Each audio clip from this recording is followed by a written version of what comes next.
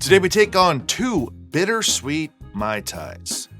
It's often assumed that something sweet like a lemonade or a sweet tea or a sweetened soft drink is thirst quenching on a hot day, but it's not. Bitterness, however, is thirst quenching. Now, drinking bitter things is not going to hydrate you in and of itself, but the experience of bitterness can give you a stronger sense of thirst quenching than something sweet. But truthfully, this is not really about thirst quenching and just us covering two Mai Tai variations that take on bitterness. We'll make the Disgruntled Mai Tai using Aperol and the Bitter Mai Tai, which uses Campari.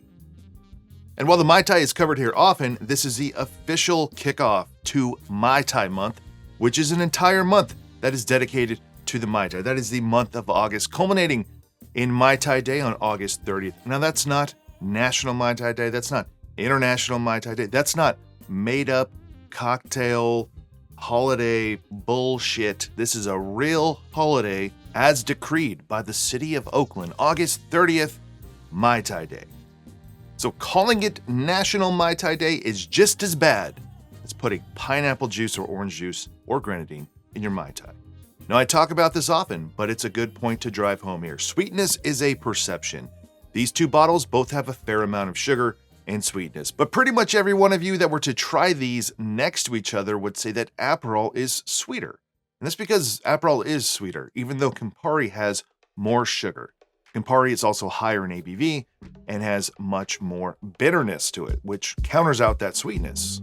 Both drinks today call for orgeat, orange curacao, and a Jamaican rum, and I'll be using the same for each. My own 60-second orgeat recipe, the Pierre Ferrand dry curacao, and Smith & Cross Jamaican rum. The first drink we're making today is the Disgruntled Mai Tai by Sam Ross. Not only are we using Aperol for some bitterness, but we will garnish with a tiny bottle of Underberg. So let's get started with 1 ounce of lime juice, half an ounce of orgeat,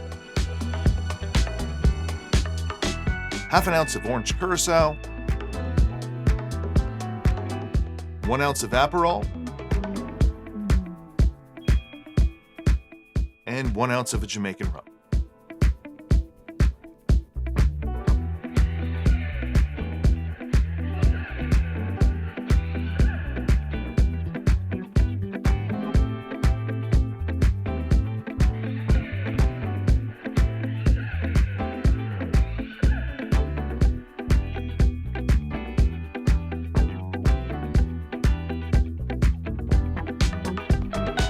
We'll garnish this with some mint, that bottle of Underberg,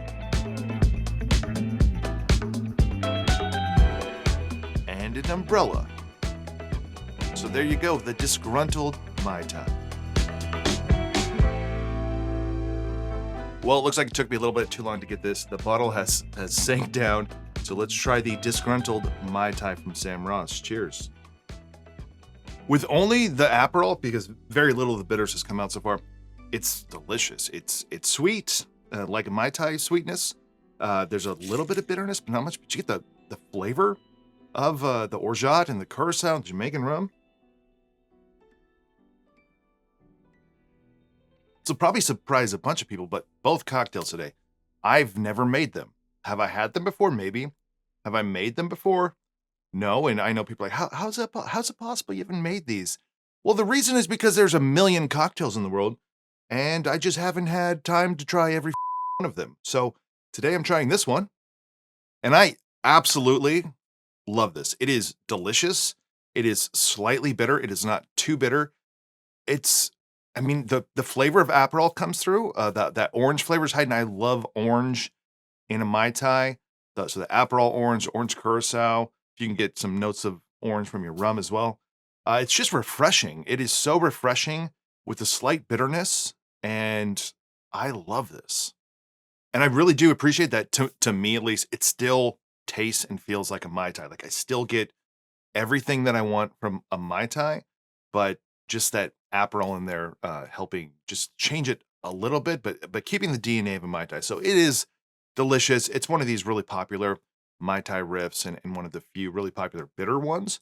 But if you don't like bitter, it's still not too bitter. If you like Aperol, if that's enough bitterness for you, then this is going to be perfect, even if you put in that whole thing of bitters.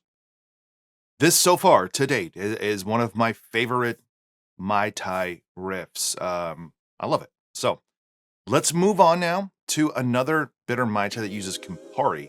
This is the Bitter Mai Tai. This one was created by Jeremy Oertel, and it's a little bit simpler. We're not adding bitters as well. It's just going to be Campari.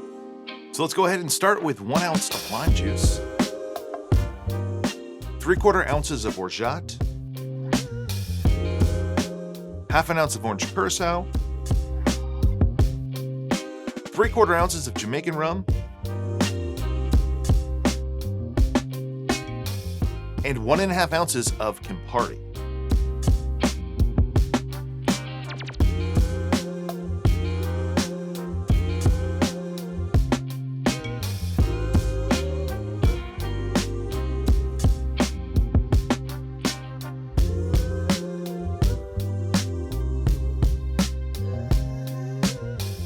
And we'll garnish with some mint. So there you go, the Bitter Mai Tai. All right, before we try this, since it's Mai Tai month, another little piece of information about the Mai Tai to share with you. There's this whole thing online, and you may have heard me say it at some point in time in the past, that you put the mint here and you put a straw right next to the mint. So that way when you bring it to your face, you can smell the mint. That's bullshit.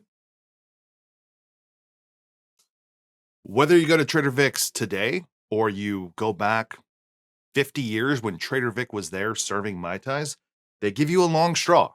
They've always done that. They've always given long straws. In the past, someone recently, they give you a pasta straw. But you can find pictures, Trader Vic, Carolyn Guild, sipping on Mai Tais with these long straws. So that whole, put your nose in the mint thing, I don't know where it came from. It's not that it's a bad idea. It's just the original one. And today, they have long straws. So let's try this one. Cheers. That is excellent as well. It is more bitter, but it is not too bitter. It's not like Negroni level bitterness. It's not even like Campari and soda bitterness. There's a bitter finish. It has the distinct taste of Campari.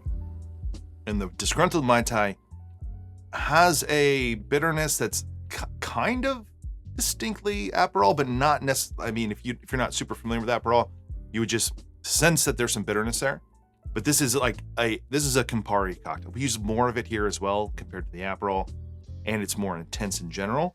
I don't find it to be too bitter. As someone who I appreciate Negronis from time to time, but I'm not like one of these people who's like, head over heels, wearing my t-shirt during Negroni week.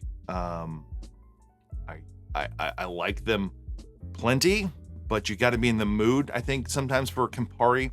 I don't feel that way with this. Like, it feels very easygoing, and that's what we talked about at the top of the video. It's very thirst quenching, just that bitterness. It just helps you quench your thirst, where sugary drinks, and there's plenty of sugar in this, but sweet drinks keep you wanting more and more and more to try to feel satisfied. This feels very satisfying as a cocktail.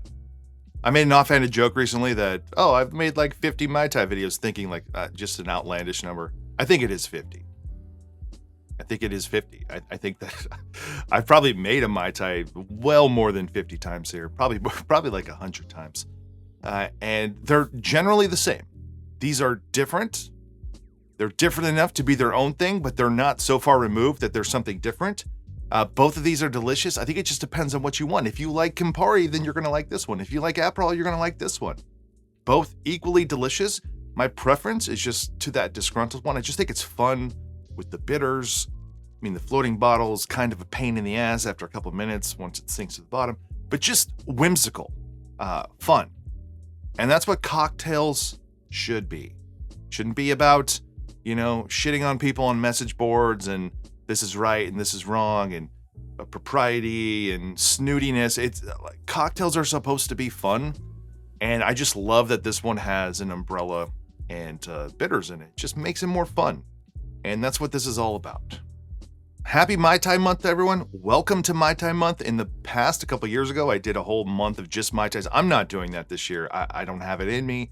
I leave it up to you all to make Mai Tais all month long, but we'll do more Mai Tai stuff. I have a whole playlist I'll put at the end of this video if you want more on the Mai Tai, whether it's a history, the variations, riffs on it, whatever it is.